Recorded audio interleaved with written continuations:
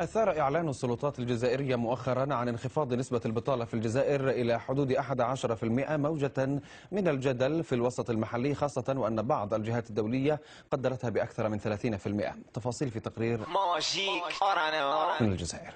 البارح نمت منام، حلونا الشركات، سادونا في الخلصات وقالونا نسقموا البلاد. صايلة جينات سقموا لكم هاد البلاد، بلا عليكم الحرقة غناية وتعيشوا أليس. خدمة خلصة دار ولوط وزيد زواج، خدمة خلصة دار ولوط وحمار مات.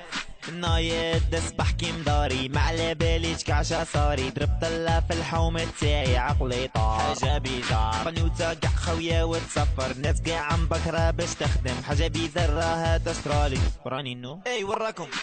ليتس جو بار فري ولا فوق، كلاتي لي كلي جورنو شكتبو، ما نسيب شغلكم قاع تخدمو. باسون دافريل اي حاجة تأمنو، ما من الشيطان تلفت لا خو، ولا يحوس على الخبر لا فوق. او نو بروطونا خو كيما العادة مجرد اشاعات. قتلونا بالاشاعات، قتلونا بالدعايات، قلب لاشين كلينيكيات وين تتسقم البلاد. قتلونا بالاشاعات، قتلونا بالدعايات، قلب لاشين كلينيكيات. قلبي طلع زدرني راسي تلاشين. شيء إيجابي ولا شك يعني أن تتراجع نسبة البطالة إلى 11%. يو قلبي طلع ودرني راسي تلاشين. عاد إليكم من جديد.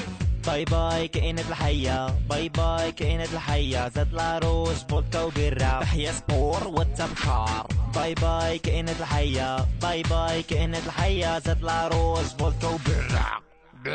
البارح نمت منام، حلونا الشركات، زادونا في الخلصات وقالونا خدموا البلاد. صايلة جنات سقموا لكم هاد البلاد، بلا عليكم الحرقة غي هنايا وتعيشوا أليس. شيء إيجابي ولا شك يعني أن تتراجع نسبة البطالة إلى 11%.